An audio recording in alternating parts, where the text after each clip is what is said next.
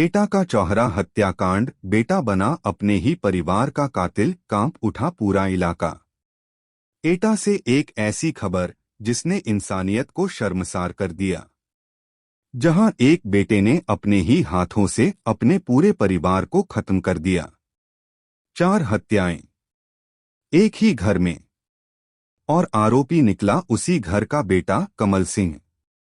ये सनसनीखेज मामला उत्तर प्रदेश के एटा जिले के शहर कोतवाली क्षेत्र के गांव नगला प्रेमी का है, जहां सोमवार सुबह एक ही परिवार के 4 लोगों की बेरहमी से हत्या कर दी गई। मृतकों में शामिल हैं कमल सिंह के पिता गंगा सिंह, मां श्यामा देवी, पत्नी रत्ना और छोटी बेटी ज्योति। और इस जघन्य हत्याकांड का आरोपी कोई बाहर का नहीं, बल्कि इसी परिवार का बेटा कमल सिंह। सुबह घर से निकला, दोपहर में लौटकर किया कत्लेआम। पुलिस जांच के मुताबिक सोमवार सुबह सब कुछ सामान्य था। 10 साल का बेटा देवांश स्कूल चला गया। बड़ी बेटी लक्ष्मी ऑप्टिकल स्टोर पर चली गई। कमल सिंह यह कहकर घर से निकला कि बाजार खरीदारी करने जा रहा है, लेकिन सीसीटीवी फुटेज ने जो सच दिखाया उसने सबको सन्न कर दिया। दोपहर के वक्त कमल सिंह घर लौटा, करीब 1 घंटे तक घर के अंदर रहा और फिर बाहर निकल गया। यही वो 1 घंटा था जब पूरे घर को खून से लाल कर दिया गया। जब मासूम बेटे ने देखा खून से सना घर। दोपहर करीब 2:15 बजे देवांश स्कूल से लौटा। घर के दरवाजे खुले थे। अंदर घुसते ही फर्श पर खून ही खून फैला था। डरता हुआ जब वो दादा के कमरे में पहुंचा, तो पलंग पर दादा गंगा सिंह का शव पड़ा था। बगल में दादी श्यामा देवी आखिरी सांसें गिन रही थीं। बच्चा चीखता हुआ बाहर भागा, मेरे दादा दादी को मार डाला है। पड़ोसी दौड़कर पहुंचे। ऊपर गए तो वहां और भी भयानक मंजर था। कमरे में पत्नी रत्ना का शव पलंग पर पड़ा था और बेटी ज्योति का गला दुपट्टे से कसा हुआ था। सिर से खून बह रहा था।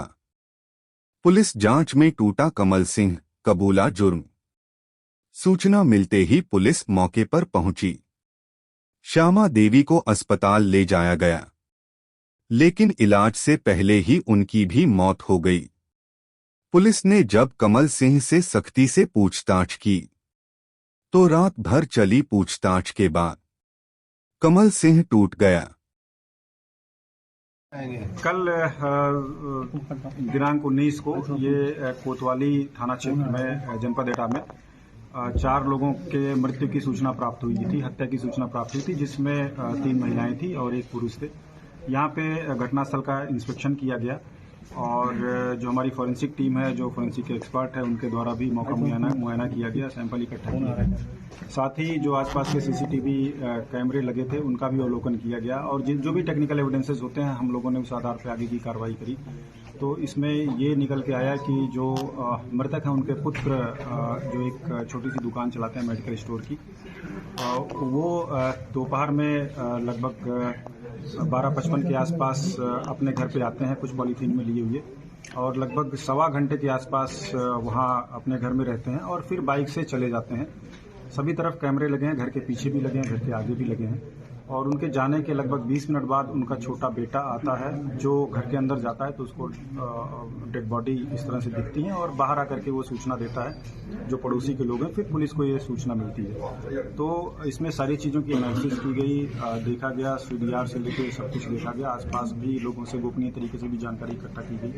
तो इसमें घटना जब हुई है उस दौरान केवल जो सस्पेक्ट है हमारा, जो कोमल है, उनके लड़के वही मौजूद हैं। सीडीआर के माध्यम से भी उनकी बेटी ने भी ये पुष्टि की कि जब 1 बजे के आसपास फोन किया गया था तो घर से पता चला था कि फादर उपस्थित हैं। और उनके जाने के बाद जो हमारे सस्पेक्ट थे, जो अब आरोपी हैं, उनके जाने के बाद और लड़के के आने के बीच में केवल 20 मिनट का अंतर है। और 20 मिनट में कोई दूसरा आदमी आकर के कर जाए ये संभव नहीं है। ना ही कोई फुटेज और ना ही कोई एविडेंस ऐसे मिले। तो इससे साबित हुआ कि घटना इनके द्वारा की गई है। जब इनसे पूछताछ हुई तो इन्होंने भी इस बात को स्वीकारा। टैक्टिक्स अपना के काफ़ी पूछताछ की गई। इनके कपड़े का फोरेंसिक एग्जामिनेशन कराया गया, जिसमें इनके कपड़े पे और जूते पे ब्लड स्टेन मिले। दूसरे जनपद की टीम से भी उसको फोरेंसिकली उसको एग्जामिन किया गया है और इनका मेडिकल कराया गया। तो जो इनका पाम है उसके जो फिंगर टिप्स हैं उस पर भी इंजरीज के निशान हैं। ऐसा प्रतीत हो रहा था कि कोई भारी चीज़ इनके हाथ में रगड़ खाई है। जो मर्डर वेपन था वो ईंट था जो घर के अंदर ही मौजूद था, छत से उठा के ले आए थे। तो ये सारी चीज़ें कनेक्ट करती हैं कि मर्डर इनके द्वारा ही किया गया है। इनकी स्वीकारोक्ति भी है इस मामले में। साथ ही जो इसके पीछे मोटिव आया, इनकी एक बेटी की शादी तय हुई थी जिसके पैसे के इंतजाम करने थे इनको, और इनके द्वारा ये बताया गया कि कुछ पैसों के इंतजाम कर भी लिए थे इनके द्वारा, लेकिन वो 2-3 दिन डिले हुआ। और जब ये खाना खाने गए तो इनकी पत्नी द्वारा फिर से पूछताछ की गई कि पैसे आपने दिए कि नहीं दिए, खाते में डाले कि नहीं डाले। तो इस चीज़ को लेकर के कि अभी नहीं डाल पाए, हम नंबर मांग रहे हैं, ऐसा करके हॉट टॉक हुआ। और इनका कहना है कि इनकी पत्नी के द्वारा कुछ इनको कड़े शब्द यूज़ किए गए, अभद्र चीज़ें ऐसी यूज़ की गई जिससे ये आवेशित हो गए। एक तरह का इन्होंने बताया कि ये सडन प्रोवोकेशन के में आ गए और इन्होंने वहाँ गाली गलौज की, उसके गले को पकड़ के खींच लिया। उस समय इनकी बेटी भी दूसरे कमरे में मौजूद थी, वो भी आई। लड़ाई झगड़े की स्थिति उत्पन्न हो गई, दोनों को इन्होंने गिरा दिया था। फिर ये छत पे आराम से चले गए टहलते हुए और ईंट लेकर के आए और एकाएक इन्होंने 2-2, 3-3 ईंट मार दी। फिर इनकी जो मदर थी वो चिल्लाती हुई आई, शोर करने लगी, तो इन्होंने मदर के सिर पे भी एक बार कर दिया। हालांकि उनकी डेथ नहीं हुई थी, वो नीचे गिर गई। फिर ये बाद में जो इनके फादर थे इनको लगा कि कहीं घटना पता ना चल जाए, साक्ष्यों को छुपाने और किसी को जानकारी ना हो, इस क्रम में इनके फादर जो कैंसर पेशेंट थे वो लेटे हुए थे, उनके भी सिर पे एक बार पाया गया जिससे उनकी भी डेथ हुई है। और फिर ये घर से निकल गए। उसके 20 मिनट बाद, जैसा मैंने पहले बताया, इनका बेटा है, उसने इस घटना की सूचना दी। जाने के बाद ये अपने दुकान पे गए, वहाँ से 500 रुपये लिए और फिर टीपी नगर पेट्रोल पंप के पास 300 रुपये का इन्होंने पेट्रोल डलवाया। इनका ये कहना था कि ये स्वयं सोच रहे थे कि आगे जाकर के ये भी कहीं एक्सीडेंट होकर अपने जीवन का समाप्त कर लेंगे, लेकिन इसी बीच इनकी बेटी का फोन गया कि कुछ घटना हो गई, तो ये वापस आ गए। और जो भी इनके द्वारा रिकॉर्डिंग की गई थी, सारी चीज़ों को बहुत माइन्यूटली हम लोगों ने एग्जामिन किया है। इन्होंने जैसा कि स्वीकार भी किया। आगे इसमें इन्वेस्टिगेशन जारी है और इसमें जो है हम एक विशेष टीम का, चूँकि बड़ी विवेचना है और फोरेंसिक एविडेंस भी काफ़ी है, तो इसमें एक स्पेशल इन्वेस्टिगेशन टीम 4 विवेचकों की बनाई गई है, जिसमें क्षेत्राधिकारी स्वयं विवेचना करेंगे। उनके अतिरिक्त जो और लोग भी रहेंगे वो भी विवेचना में शामिल रहेंगे, पर्चे काटेंगे। इसकी विस्तृत विवेचना की जाएगी और साथ ही हम लोग कोशिश करेंगे कि जल्दी चार्जशीट फाइल करें ताकि इसमें ट्रायल के बाद सजा दिलाई जा सके। डीआई साहब, इसका आरोपी का कोई पहला आपराधिक इतिहास भी है क्या? नहीं, कोई अभी तक का है ऐसा कोई जानकारी में नहीं आया कोई आपराधिक इतिहास। जैसा मैंने बताया, हम इन्वेस्टिगेशन कर भी रहे हैं और भी कुछ तथ्य पता चले हैं इनके बारे में, उसकी भी छानबीन की जाएगी। अगर साक्ष्य की दृष्टि से कोई भी तथ्य महत्वपूर्ण होगा तो हम लोग उसको विवेचना में शामिल करेंगे। Thank you.